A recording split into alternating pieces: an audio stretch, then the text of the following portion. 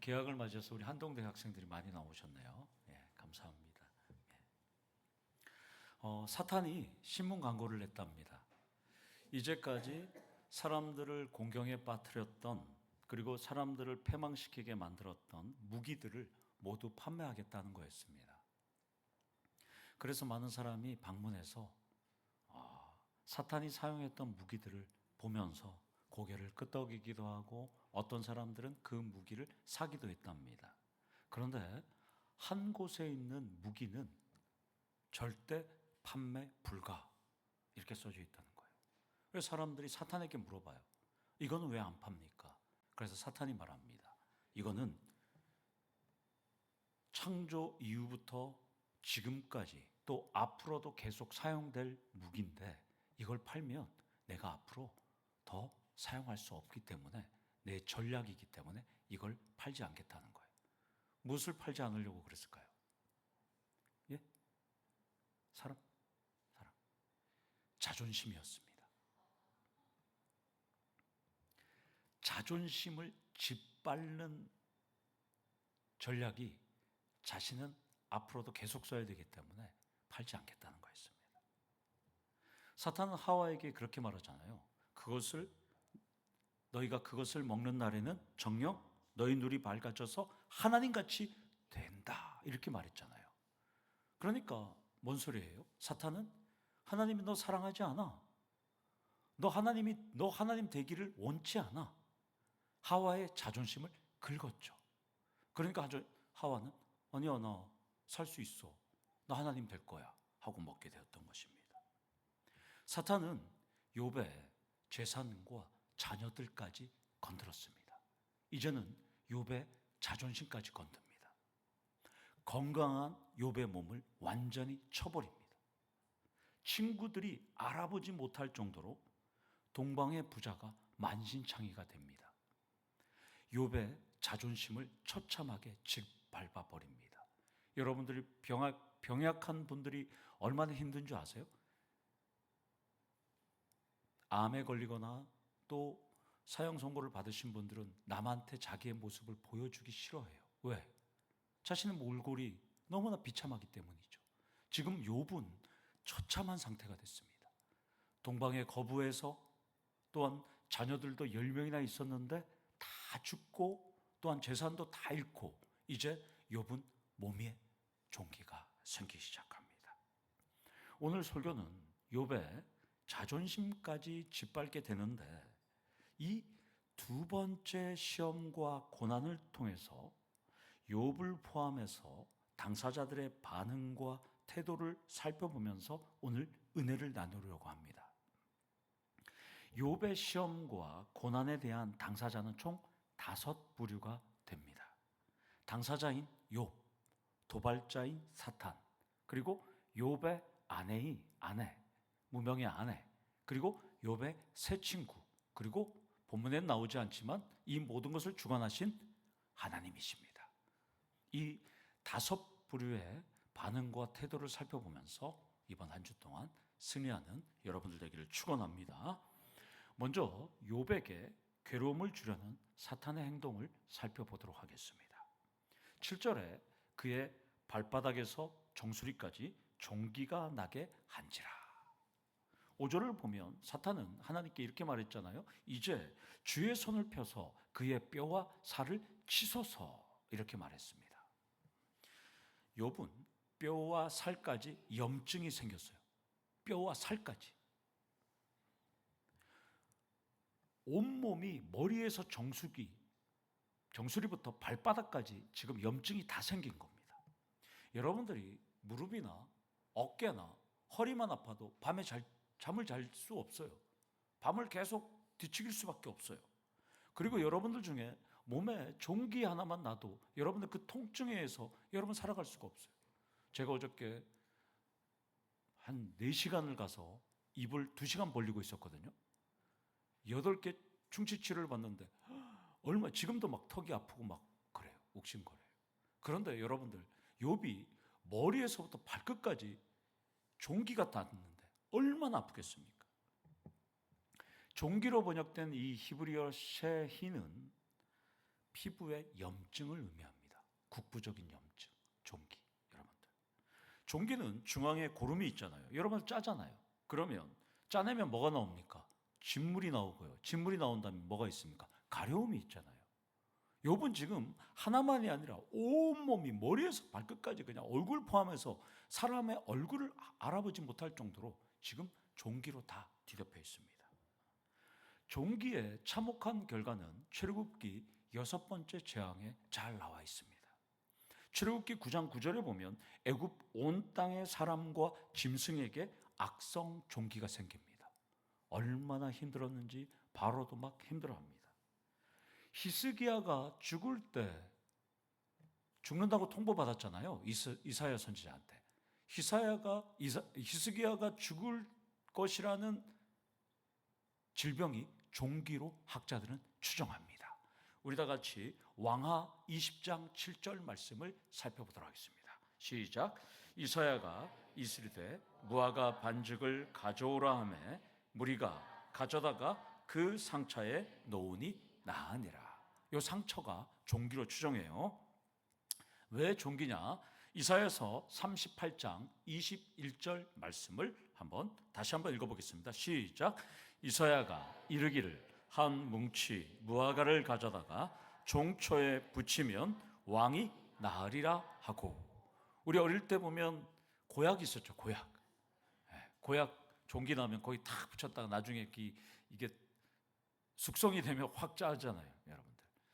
지금 학자들은 히스기야도 종기, 심각한 종기로 보고 있습니다.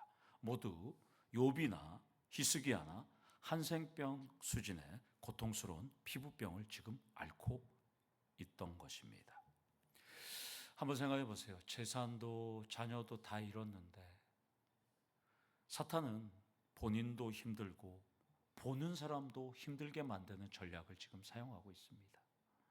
욥의 자존심을 갈기갈기 찢어버립니다. 우리 원수 미스터 사탄은 우주 최고의 간악한 전략가답게 숨은 쉬게 하면서도 인정사정 가릴 것 없이 욥의 자존심을 철저하게 공략합니다. 이것을 보면 사탄은 배려심은 0.00001%도 없어요. 긍휼한 마음, 측은한 마음을 없어요. 무자비한 스타일입니다. 그저 하나님만 저주하도록 욥을 격동시킬 뿐입니다. 여기서 첫 번째, 사탄의 반응과 태도를 통해서 살펴볼 첫 번째 포인트는 우리 원수 사탄은 우리가 믿음에서 넘어지고 하나님으로부터 멀어지도록 주도할 뿐이라는 것입니다. 여러분도 한번 생각해 보세요. 여러분에게도 다양한 영적 종기들이 있을 겁니다. 어떤 분은 질병, 어떤 분은 경제적인 고통, 어떤 분들은 사업, 어떤 분들은 일터의 어려움, 어떤 분들은 인간관계의 아픔. 여러분들도 사탄이 여러분들에게 영적 다양한 종기들을 지금 붙여 넣었을 것입니다. 또한 어떤 분은 지금 행복하고 무난한 삶을 살아가는 분들도 있을 거예요. 그러나 사탄의 영적 종기가 예고 없이 찾아와서 여러분들의 자존심을 짓밟을 때가 있다는 것입니다. 찾아오는 이유는 우리를 넘어뜨리기 위함이라는 것입니다. 그때 여러분은 어떻게 하실까요? 넘어져야 할까요? 어떻게 해야 될까요? 좌우 옆 사람에게 이렇게 말씀하십시오. 자, 옆 사람 한번 보십시오. 자기야, 넘어지면 안 돼? 영적 종기 이겨내야 해? 아멘. 사탄은 예고 없이 찾아옵니다. 여러분의 사업, 건강, 또한 자녀, 여러분 인간관계, 수많은 삶에서 예고 없이 찾아옵니다. 그때 이겨내셔야 합니다.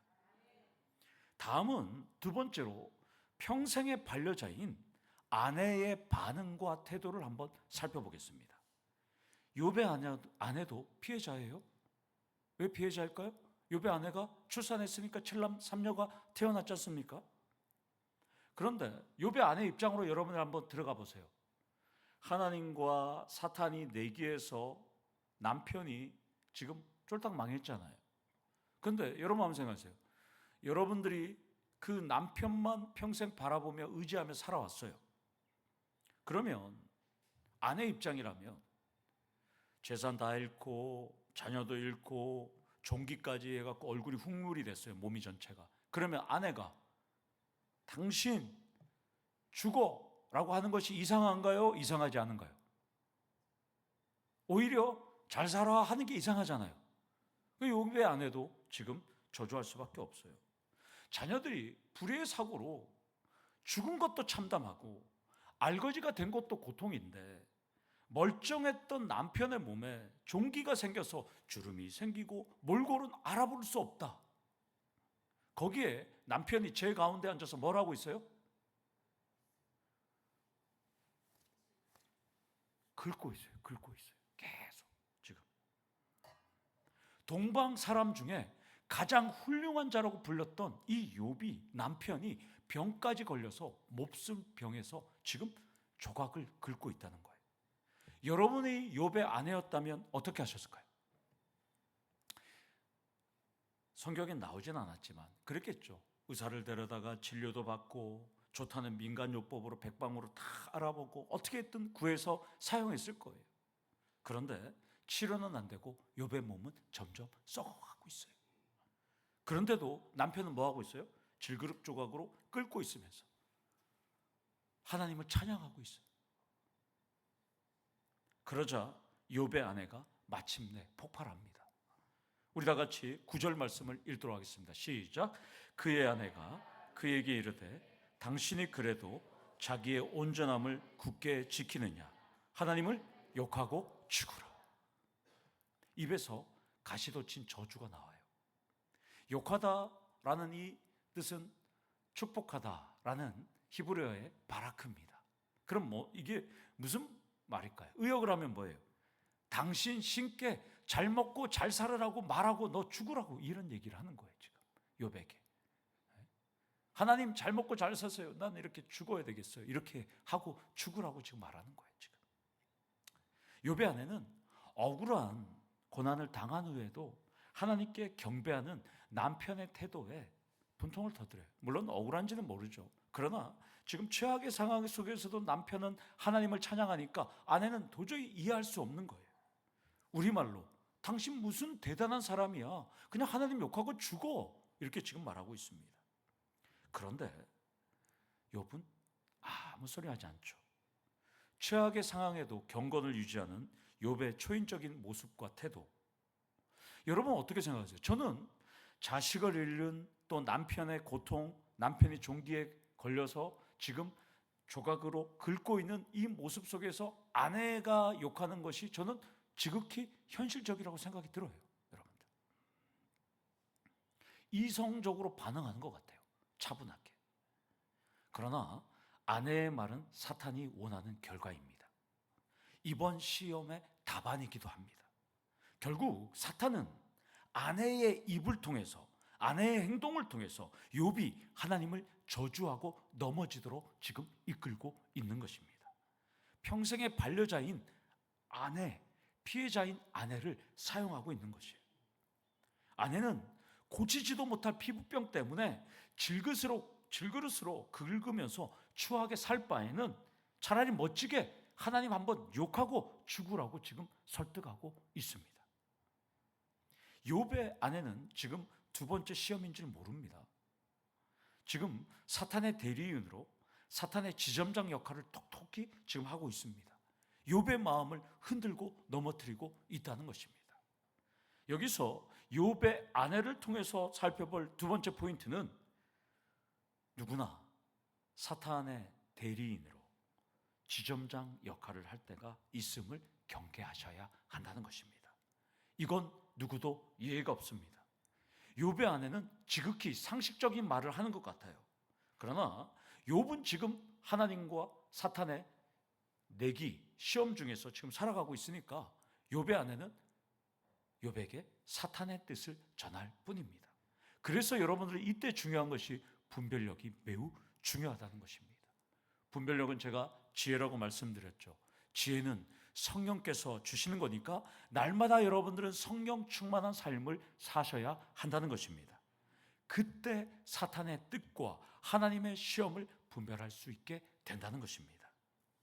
사탄이든 대리인이든 사탄의 지점장이든 검은색 옷을 입고 머리에는 뿔을, 눈은 시펄겋게 보이고 꼬리가 보이게 나타나지 않습니다. 철저하게 위장합니다.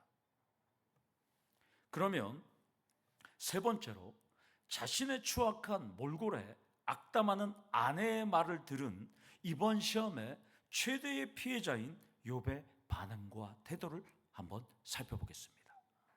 욥은 아내를 향해서 이렇게 말합니다. 10절에 그대의 말이 한 어리석은 여자의 말 같도다. 어리석다는 뜻은 바보스럽다는 말로 단순히 해석할 수 있습니다. 욥은 자녀를 잃은 슬픔과 좌절감에 하나님을 욕하고 죽으라는 아내를 어리석은 자다 이렇게 말합니다. 어리석은 자라고 한 이 구절을 우리가 한번 살펴보겠습니다. 우리 함께 시편 14편 1절 말씀을 살펴보겠습니다. 시작. 어리석은 자는 그의 마음에 이르기를 하나님이 없다 하는도다. 그들은 부패하고 그 행실이 가증하니 선을 행하는 자가 없도다. 하나 더 읽겠습니다. 시편 53편 1절 말씀입니다. 어리석은 자는 그의 마음에 이르기를 하나님이 없다 하도다.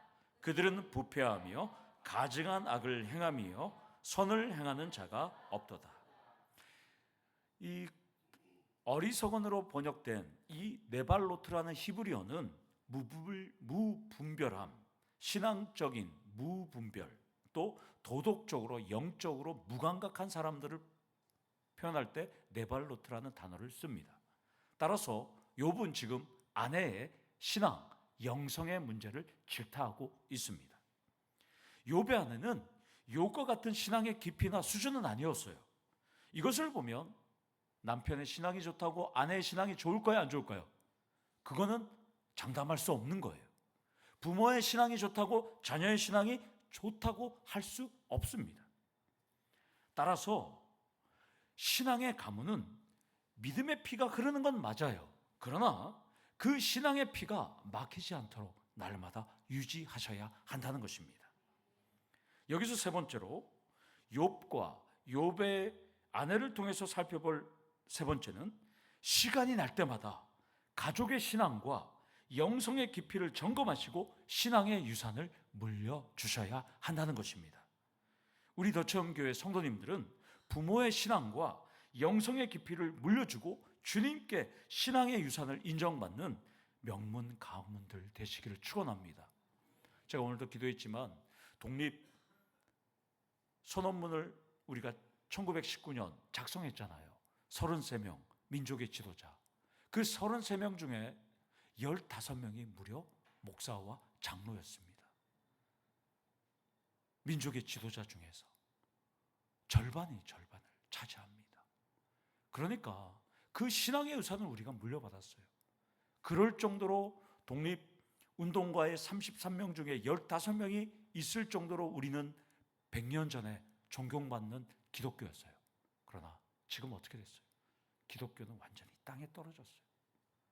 목사라고 그러면 사람들이 의심할 정도로 힘든 세상에서 우리가 살아가고 있습니다. 성도님, 우리는 신앙의 유산을 끝까지 잘 지키는 우리 성도들 되기를 축원합니다. 욥은 아내를 통한 사탄의 공격에도 흔들리지 않고 아내에게 하나님께 복을 받았는데 화도 받지 아니하겠냐고 입술로 범죄하지 않습니다. 온몸에 난 종기로 고통스러운데도 재난과 축복은 하나님으로부터 나온다고 고백하고 있습니다. 예레미야 선지자도 동일한 고백을 합니다. 우리 예레미야 애가 3장 38절을 말씀을 한번 읽도록 하겠습니다. 시작. 화와 복이 지존자의 입으로부터 나오지 아니하느냐. 화와 복은 하나님으로부터 나온다라고 예레미야도 고백합니다. 욥은 마치 지금의 상황이 모두 아는 것처럼 고백하고 있습니다. 욥의 태도와 반응을 보면서 살펴볼 네 번째 포인트는 우리의 시작과 끝인 하나님을 향한 변함없는 사랑을 보여주셔야 한다는 것입니다.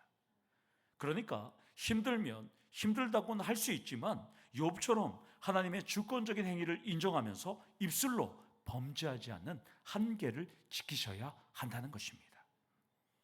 1986년 노벨 평화상을 받은 엘리 위젤의 흑야라는 책을 보면 2차 세계대전 때 유대인들이 독가스와 처형대에서 죽어가요. 독일인들이 참 나쁜 게 뭐냐면 사람들 중에서 조금 연약하고 노약자들이 있으면 이 사람들을 독가스실이나 또 처형대에서 죽여요. 그리고 그것을 지켜보고 해요. 그럼 유대인들의 심정이 어떻겠어요? 내 가족이 죽어가고 지금 사라지는데 어떨까요? 그때 유대인들은 탄식하고 하나님이 살아계시냐고 비판하고 비난하고 불평불만합니다. 그래서 유대인들은 거 봐, 너희들이 믿는 여호와 하나님 살아계시지 않잖아 라고 그들의 신앙을 흔들어 버리는 거예요. 그래서 수많은 유가족들이 욥의 아내와 같이 실족했다고 1986년 노벨 평화상을 받은 엘리 위젤의 흑야에 기록되어 있습니다.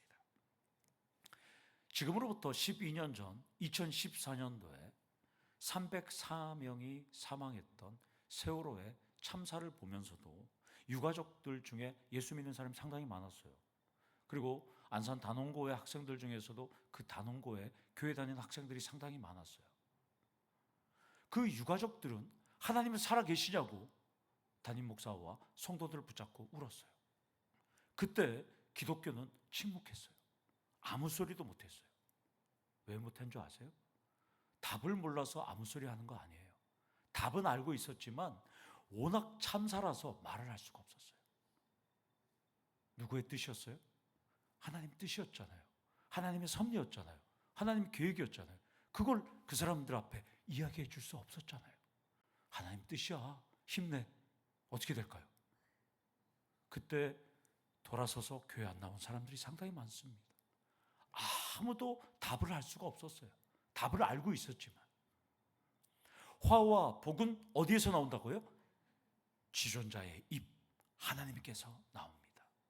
욥은 고통스럽고 수치스럽지만 자신을 친 하나님의 손길을 인정하고 인내하고 있다는 것입니다. 인생을 살다 보면 내 마음대로 안 될 때가 참 많아요. 범죄한 사람과 일을 하다 보니까 사기도 당해요. 배신도 당해요. 많은 일이 일어납니다. 드라마처럼 그때 정종 한 병을 완샷할 수 있어요. 그러나 술이 깨면 똑같아요. 욥처럼 하나님의 손길을 인정하고 회복을 기다리고 인내하기를 축원합니다. 이번에는 네 번째로 욥을 위로하기 위해서 찾아온 세 친구의 반응과 태도를 한번 살펴보겠습니다. 11절에 욥의 세 친구를 소개합니다. 대만 사람 엘리바스, 수아 사람 빌닷, 나아마 사람 소발입니다. 대만은 예레미야서 49장 7절과 에스겔서 25장 13절, 아모스서 1장 12절, 오바댜 1장 9절에 요단강 건너 에돔 땅이라고 나옵니다. 그러면 이 대만 사람은 에돔에서 온 거예요. 그러나 수아와 나아마 사람은 어딘지는 우리는 알 수 없어요. 신학자들은 이 세 사람이 욥에게 오려면 상당한 거리를 여행했을 것으로 추정합니다. 세 친구는 욥에게 닥친 참혹한 재앙 소식을 듣고 자기 지역에서부터 위로하기 위해서 날짜를 맞춰서 오려고 연락했습니다. 본문은 창세기의 족장 시대예요. 지금으로 따지면 4,5천년 전의 시대입니다. 욥의 소식을 듣고 세 사람이 연락해서 오려면 최소 두세 달이 걸려요. 왜냐하면 사람을 보냈다가 그 사람과 언제 만나기로 해서 최종적으로 오고 가고 가면 석 달이 걸립니다. 그렇다면 욥은 종기가 난 상태가 몇 달이 됐을까요? 최소 두세 달이 됐어요. 엄청난 기간 동안 욥은 지금 석 달 동안 살이 썩어가고 있습니다. 12절을 보면 친구들이 욥을 알아볼 수 없을 정도입니다. 욥은 잿더미 가운데서 질그릇 조각으로 몸을 긁는 참담한 신세가 됩니다. 온전하고 정직하여 하나님을 경외하며 악에서 떠난 욥, 그리고 두 번의 시험에도 지금 이겨냈는데 상당한 시간이 흘렀음에도 욥은 달라지지 않습니다. 오히려 더 악화된 상태입니다. 친구들이 봤을 때 욥을 알아보지 못합니다. 욥의 아내나 다른 사람을 통해서 욥이라는 것을 알 수 있을 정도로 지금 욥은 사람들이 봤을 때 욥인지 알 수 없습니다. 그러자 욥의 친구들은 이렇게 합니다. 일제히 소리질러 울며 각각 자기의 겉옷을 찢고 하늘을 향하여 티끌을 날려서 머리에 뿌리고 7일 동안 함께 앉아 있었다라고 합니다. 먼 거리에서 욥을 위로하기 위해서 방문한 의리도 있었지만 생각했던 것보다 더 극심한 고통을 보고 이 친구들은 한마디 말도 할 수 없었던 것입니다. 여기서 깨닫게 될 다섯 번째 포인트는 우리가 할 수 있는 최고의 위로는 고난의 당사자들 곁에서 함께 울어주고 침묵하고 함께 있어 주는 것입니다. 욥의 세 친구는 욥에게 이렇게 말 안 합니다. 왜 그랬어? 무슨 일이야? 어떻게 하지? 힘들지? 힘내? 이런 말 한마디도 안 합니다. 친구들은 나중에는 실수하지만 처음 만났을 때는 오늘 보니까 올바르게 행동해요. 아무 소리도 안 해요. 그냥 욥과 같이 울어줄 뿐입니다. 옷을 찢고 죄를 뒤집었을 뿐이에요. 성도님들도 가정과 일터와 직장과 사업장과 각종 모임에서 어리둥절할 수많은 일들이 일어날 겁니다. 모든 일들이 너무나도 자연스럽게 팡팡 터질 때가 있을 것입니다. 사탄은 어떻게든 넘어뜨리려고 전혀 예상하지 못한 시간에 여러분들 툭툭 칠 겁니다. 질병, 굴욕, 이별, 사별, 사고, 갈등, 혼란, 분란, 분쟁이 우리 삶에 넘쳐날 것입니다. 그때 필요할 것은 침묵하면서 하나님께 맡기시고 해결함을 얻길 축원합니다. 최고의 위로는 고난의 당사자들과 함께 울고 함께 기도하는 것입니다. 말이 필요 없어요. 말을 하면 오히려 더 고통스러운 거예요. 그냥 안아주고 함께 포옹하고 함께 울어주면 되는 것입니다. 끝으로 본문에는 나오진 않지만 하나님은 이 모든 과정을 다 지켜보고 계실 뿐만 아니라 승리를 응원하는 하나님의 모습을 영안의 눈으로 바라보셔야 한다는 것입니다. 물론 오늘 욥처럼 보면 하나님 우리를 모른 척한다고 외면하시고 침묵하시고 그렇다고 오해할 수 있어요. 그러나 하나님은 하나님의 때에 결정적인 순간에 개입하실 것입니다. 족장 시대에도 그랬고 새벽에 살펴보는 사사 시대에도 그랬고 다윗에게도 그랬고 바울에게도 그랬고 2000년 교회 역사가 입증합니다. 성경을 읽으면서 믿음의 조상들에게 역사하신 하나님이 나의 하나님임을 믿으신다면, 아멘 했다면 지금도 나를 위해서 일하시는 하나님의 역사를 사모하길 소망합니다. 여기서 마지막 여섯 번째 포인트로 나를 위해 일하시는 하나님의 역사를 영안의 눈으로 바라보셔야 한다는 것입니다. 그것이 보이기 시작할 때 은혜가 된다는 것입니다. 욥은 하나님의 일하심을 제대로 봤어요. 입술로 범죄하지 않았어요. 믿음을 지켜냈어요. 여러분들도 하나님의 일하심을 제대로 보기를 원합니다. 지난주에 2026년도에 밀라노 코르티나 동계올림픽이 끝났잖아요. 종합 비리가 3억 6천만 명의 전 세계 강대국 이란의 지도자를 정확하게 미사일로 죽이는 미국이 아니었어요. 인구 360만에 불과한 북유럽의 노르웨이가 1등했습니다. 우리나라보다도 인구가 더 적어요. 360만이면 경상북도와 대구 다 합쳐도 노르웨이 정도가 되는 거잖아요.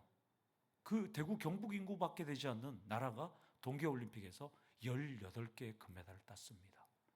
18개의 금메달은 지금까지 동계올림픽이 열린 이래 최고의 단일 국가가 제일 많이 딴 금메달이 18개 금메달이라는 거예요. 그래서 제가 유심히 왜 노르웨이가 왜 동계올림픽의 스포츠 강국인가? 물론 북유럽에 사니까 강국이겠지만 이 360만 밖에 되지 않는 이 나라가 어떻게 동계올림픽의 강국인가? 제가 찾아보니까 12세 이하 유소년 경기는 점수를 기록하지 않는데요.